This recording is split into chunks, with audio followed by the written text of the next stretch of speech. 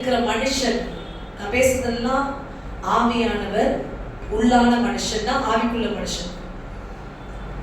இந்த ஆவிக்குரிய மனுஷன் அதிகமாக உன்னுடைய வெளியான மனுஷனுடைய போராட்டங்களை நீ எளிதில் மேற்கொள்ளலாம்.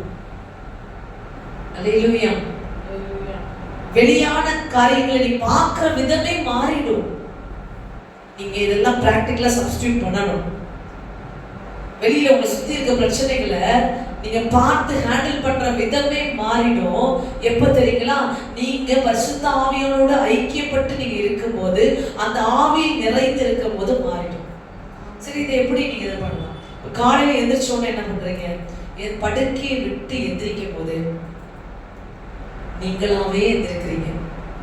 இன்னும் ஒரு விஷயத்த சொல்லணும்னா, ஒரு சைக்கலாஜிக்கா ஒரு மருத்துவ மெடிக்கல் ப்ரூஃப் பண்ணப்பட்ட ஒரு விஷயம் என்ன அப்படின்னா, ட்ரூத் என்னன்னா, நைட்டு நீங்க எதை அதிகமா யோசிக்கிறீங்களோ காலையில எந்திரிக்கும் போது அது உங்கள்கிட்ட இருக்கும். அல்லேலூயா.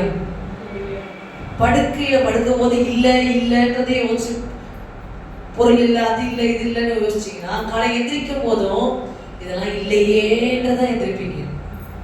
அல்லேலூயா. இது வந்து ட்ரூத். இதை நீங்க மாத்தி ஆகணும். படுக்கையில் நைட்டு படுக்கும் போது, காலை எழுந்திருக்கும் போது தேவன் எல்லாத்தையும் எனக்கு மாற்றிடுவார். நான் படுக்கும் போது கண்ணீரோடு படுக்கிறேன், ஆனால் விடியில் எனக்கு தேவன் நன்மை வைத்திருக்கிறார், கிருபை வைத்திருக்கிறார். எந்திரிச்சு பாருங்க. நைட்டே இதை ஃபிக்ஸ் பண்ணிடணும். அலாரம் ஃபிக்ஸ் பண்ற மாதிரி உங்க மைண்ட் ஃபிக்ஸ் பண்ணிடணும். அல்லேலூயா. அதே போட்டு நீங்க இதை பிராக்டிக்கலா யூஸ் பண்ணிருப்பீங்க. சில நாள் நீங்க வந்து காலையில 4 மணிக்கு எந்திரிச்சு ஜெபிக்கணும்னு நைட் ஃபிக்ஸ் பண்ணிருப்பீங்க. காட் எழுப்பியிருப்பாரு.